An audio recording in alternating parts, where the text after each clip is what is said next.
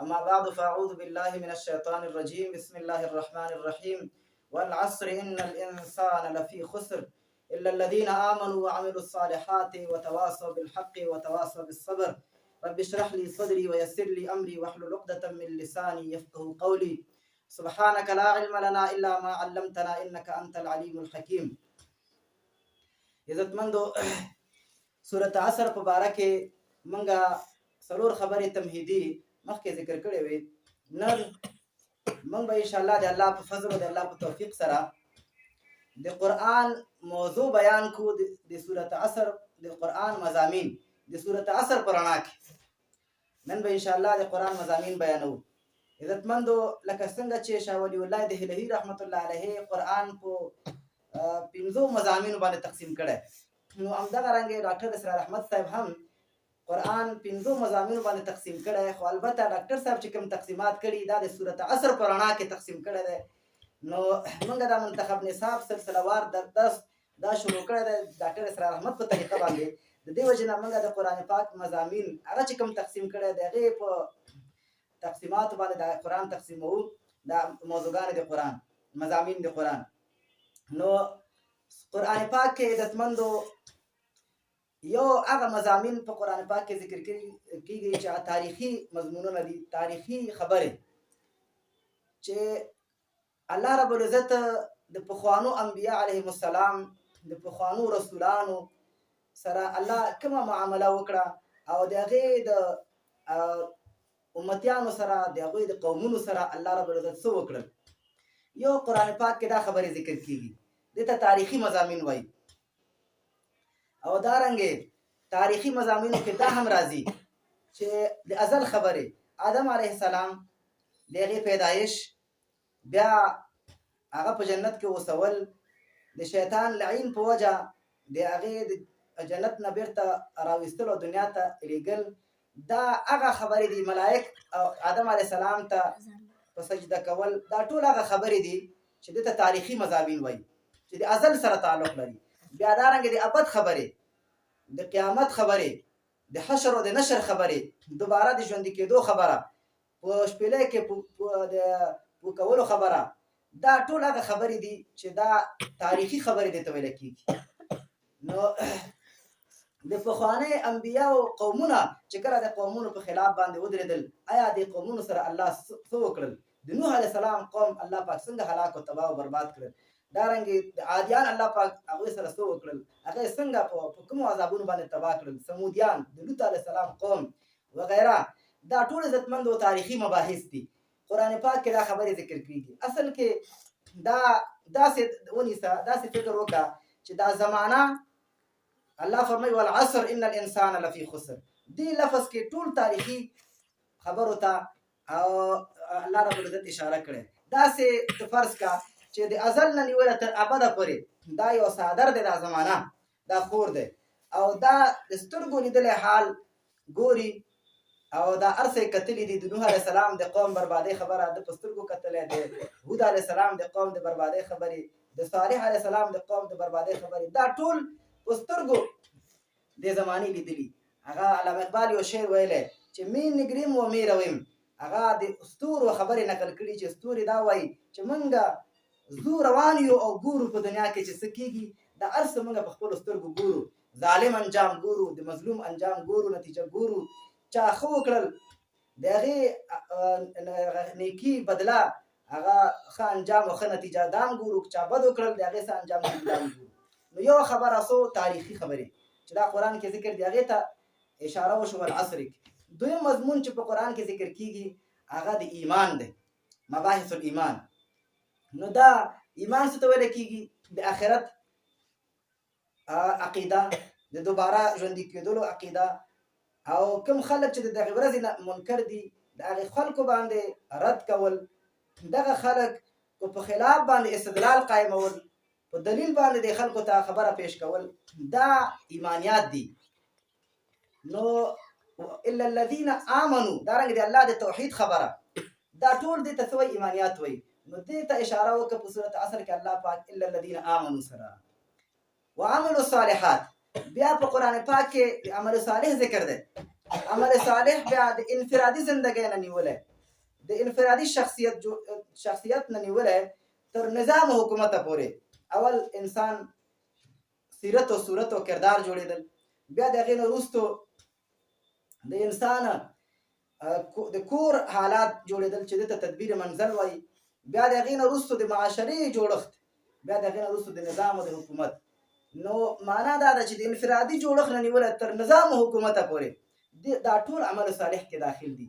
نو الا الذين امنوا کې الله دې ته اشاره وکړه وعملوا الصالحات او عملوا الصالحات کې وتواصوا بالحق. قرآن پاک کې چې دریم مضمون ذکر کیږي او هغه تواصي بالحق. تواصوا بالحق څه ته ویل کیږي؟ امر بالمعروف نهي عن المنکر، دعوت الى الخير، دعوت الى القرآن، او دارنګې اقامت الدین، جهاد فی سبیل الله. دا ټول اصطلاحات دي خو مقصد د دوی یو دی چې هغه څه دی د الله طرف ته دعوت کول، چې دا د ټولو 1,400 انبیا علیهم السلام کارو. نو دې خبرې ته اشاره وکړه په سورت عصر کې الله رب العزت وتواصوا بالحق وتواصوا بالصبر. دریم پنځم مضمون چې الله ذکر کوي په قرآن پاک کې هغه د صبر مضمون دی. نو الله فرمایي یا ایها الذین آمنوا اصبروا وصابروا ورابطوا. اے مؤمنانو تاسو صبر وکړئ، په صبر باندې کلک شئ. نو د صبر الله اکبر الله. ځکه چې کله انسان دعوت کوي نو د انسان باندې تکلیفونه راځي، د انسان باندې مشقت راځي. نو دا په تکلیف باندې دا کلک او مضبوط پاتې شي او شاته نشي، دا کار پرې نه دی. نو دا د صبر تلقین الله پاک کړی دی وتواصوا بالحق وتواصوا بالصبر. بیا موږ دا تاسو د سورت عصر په دې مضامونو کې چې سوچ وکړو په دې آیاتونو کې، نو دا هر یو آیات چې دی موږ سوچ وکړو دا بغیر د بل آیات نه دا جمله کامله مستقله جمله نشي جوړېدی. دا مجموعه صورت اگر که 3 آیاتونه دي چې مجموعه دا صورت یو کلام مفید جوړېدی شي، خو بغیر د دې نه ځان له ځان آیاتونه چې واخلې دا هغه کلام تام او کلام مفید نشي جوړېدی، جمله تامه. ځکه والعصر دا یو آیات دی او دې کې الله قسم خوړلی او قانون دا دی چې قسم بغیر د جواب قسم نه دا جمله تامه نه وي. ان الانسان لفی خسر دا آیات اگر که ځان له چې راواخلې دا پوره جمله تامه ده، کلام مفید ده، خو الا الذين امنوا وعملوا الصالحات چې ورسره یو ځای کوي بیا دا آیات بیا کامله جمله نه جوړیږي. ولې؟ وروستو استثناء راغلی او دا تېنه مستثنا منه واقع شوې. مستثنا بغیر د مستثنا منه نه یا مستثنا منه بغیر د مستثنا نه دا کلام تام نه وي. نو د دې وجه نه چې موږ سوچ وکړو په دې صورت کې دا ټول آیاتونه د یو بل سره لګېدلي بیا مجموعي سره کلام مفید جوړېدی شي او که نه دا پوره کلام نشي جوړېدی ځان له ځان له. نو الله رب العزت په دې صورت کې فرمایي چې والعصر په زمانه مې د قسم وي ان الانسان لفی خسر، چې یقینا انسان چې د خامخا په تاوان کې دی. دې کلام کې دومره تاکید عزتمند علما کرام په دې فرمایي الله ذکر کړی چې ان الانسان کې ان د تاکید لپاره راځي، جمله اسمیه د تاکید لپاره راځي، یعنی مبتدا خبر چې دواړه معرفي وي دا هم د تاکید لپاره راځي. او الانسان کې الف لام استغراقي ده، دا الف لام استغراقي راغله دا هم د تاکید لپاره راځي چې ټول په ټول انسانان. لفی خسرن کې لام د تاکید لپاره ده، خسرن کې تنوین چې راغله دا تنوین د تعظیم او د تفخیم لپاره راغله. دي نو دا مجموعه چې موږ راواخلو دي کې یو ډیر زیات تاکید الله پاک ذکر کړی په دې کلام کې. نو دا ولې؟ ځکه موږ تاسو سوچ وکړو چې د دنیا انسانان هر انسان په مشقت او په تکلیف او په مصیبت او په غم کې په دنیا کې فاتله دا چې د مرګ نه وروسته چې څه کېږي هغه الله ته پته دی، خو په دنیا کې هر انسان په مشقت او په تکلیف کې دی. بلکې په دې مضمون باندې خو الله یو صورت مستقل ذکر کړی نازل کړی دی، صورت بلد ورته وایي چې الله په دې باندې قسم کړی چې لقد خلقنا الانسان فی کبد، انسان ما ډېر په مشقت کې پیدا کړی. هر انسان په مشقت، هر انسان په غم او رنج او مصیبت کې دی. عزتمندو ډېر شمېر انسانان په دنیا کې داسې دي چې سهار پاڅېږي تر ماښامه یو مړۍ ډوډۍ دپاره دوی هلې ځلې منډې ترړې ستړیا ستومانتیا دا ګالي، بیا هم د دغه ژوند پوره ضرورت هم پوره نشي. که چېرته د ده 2 ټیمه دا په مړه خېټه ډوډۍ وخوري نو د ده د ډاکټر د دوایانو سهولتونه ورته مهیا نه وي. دا ولې؟ دا دنیا الله په مصیبت او په مشقت کې پیدا کړی. نو ظاهره کې ذهن ته زموږ او ستاسو دا راځي چې کېدای شي کوم خلک چې مالداره وي نو هغوی به په سهولت کې وي. نو بیا دا هغه چا نه سړی پوښتنه کولی شي چې کوم خلک مالداره دي چې هغوی باندې کوم په ذهن باندې د هغوی په ذهنونو باندې کوم ټینشنونه دي، کوم مصیبتونه دي، نو هغوی چې د خوبونو ګولۍ ونه خوري هغې ته خوب نه ورځي.